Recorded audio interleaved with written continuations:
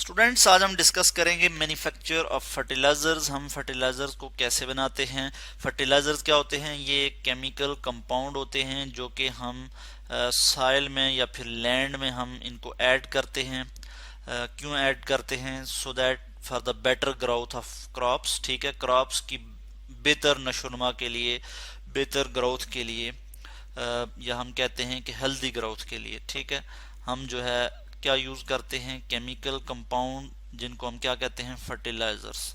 और फर्टिलाइजर्स क्या करते हैं कि वो प्लांट्स की हेल्दी ग्रोथ के लिए जो है वो ज़रूरी होते हैं, या हम कहते हैं क्रॉप्स जो हमारी फसलें होती हैं उनकी हेल्दी ग्रोथ के लिए ज़रूरी होते हैं। तो हम साइल में क्या चीज़ इंट्रोड्यूस करवाते हैं? फर्टिलाइजर्स। तो फर्टिलाइज़र में ऐसी क्या ख़ास बात होती है कि वो उनकी वजह से प्लांट्स की ग्रोथ होती है।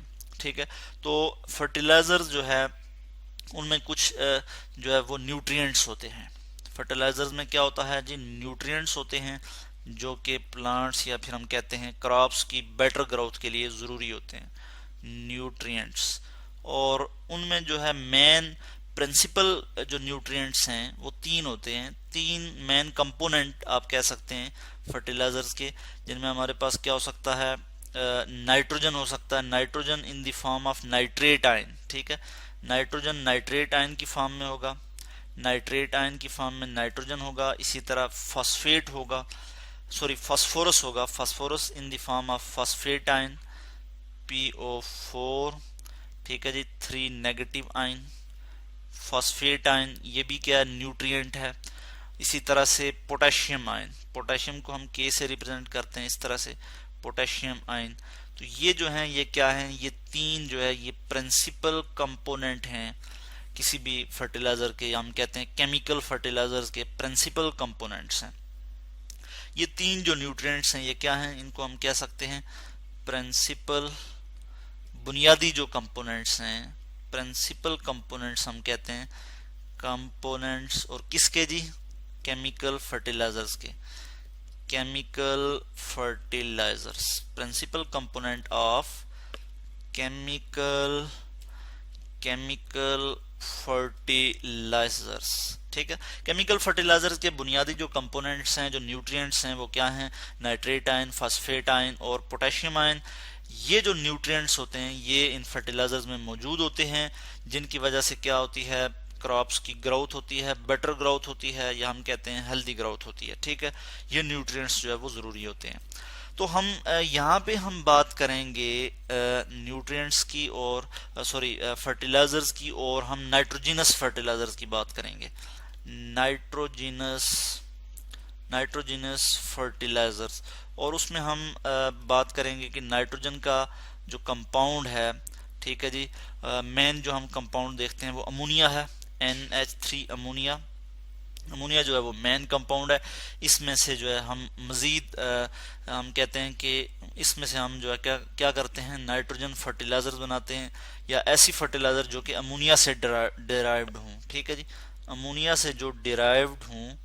ठीक है, उन यानी हम कहते हैं कि नाइट्रोजन फर्टिलाइजर जो है हम किससे डिराइव करते हैं, कहाँ से डिराइव होती हैं?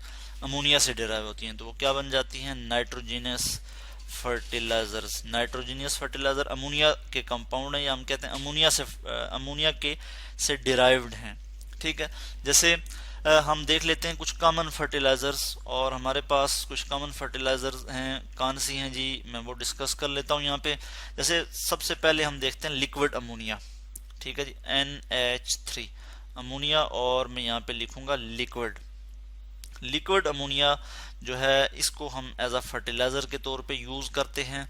और किस तरह से यूज़ करते हैं कि सम टाइम हम अंडर हाई प्रेशर जो है इसको हम साइल में जो है वो क्या करते हैं?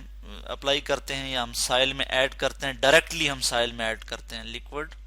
मैं यहाँ लिख लूँगा लिक्विड अमोनिया। इसको हम कैसे करते हैं जी? साइल में डायरेक्टली ऐड करते हैं, ऐड डायरेक्टली। और किसकी मदद से? हम हाई प्रेशर की मदद से हम सॉइल में लिक्विड अमोनिया डायरेक्टली ऐड करते हैं। ठीक है, या फिर हम इरिगेशन वाटर जो होता है, जो हम आबपाशी के लिए जरूर यूज करते हैं पानी, उसमें जो है वो हम इसे ऐड कर देते हैं अमोनिया को। इरिगेशन, IRRIGATION, इरिगेशन वाटर, जो कि हम फसलों जो कि हम फसलों को उगाने के लिए जो पानी देते हैं, जो आबपाशी करते हैं, उसमें जो है हम बबल आउट कर देते हैं, उसमें बबल इन कर देते हैं। क्या चीज़? लिक्विड अमोनिया, या फिर हम डायरेक्टली जो है साइल में ऐड करते हैं under high pressure liquid ammonia को। तो ये क्या, ये भी एक फर्टिलाइज़र है। तो अमोनिया को भी हम एज अ फर्टिलाइज़र यूज़ करते हैं। इसी तरह से कुछ अमोनिया से डिराइव्ड जो फर्टिलाइजर्स हैं, जैसे हमारे पास है जी अमोनियम सल्फेट है, अमोनियम अमोनियम सल्फेट, इसको हम जो है बनाते हैं जी अमोनिया से ही। अमोनियम सल्फेट किस तरह से अमोनिया से बनाते हैं हम, ये मैं आपको यहाँ पे बता दूंगा कि हम क्या करते हैं कि अमोनिया और सल्फ्यूरिक एसिड को जब हम रिएक्ट करवाते हैं तो हमारे पास क्या आ जाता है, अमोनियम सल्फेट आ जाता है। यानी हमारे पास क्या होगा, इसके लिए मैं एक रिएक्शन लिख लूँ यहाँ पे। अमोनिया को जब हम सल्फ्यूरिक एसिड के साथ रिएक्ट करवाते हैं H2SO4 के साथ, तो हमारे पास क्या आ जाता है, ammonium sulphate NH4 whole twice SO4। यहाँ पे O मैं थोड़ा कैपिटल लिख लेता हूँ, सल्फेट SO4। तो ये क्या है जी, अमोनियम सल्फेट है। चूंकि सल्फेट की ऑक्सीडेशन स्टेट क्या है, -2, तो ये इधर क्रॉस हो जाएगा। और अमोनियम की ऑक्सीडेशन स्टेट क्या है, +1, तो +1 इधर, यानी 1 इधर आ जाएगा और 2 इस तरह से क्रॉस हो जाएगा।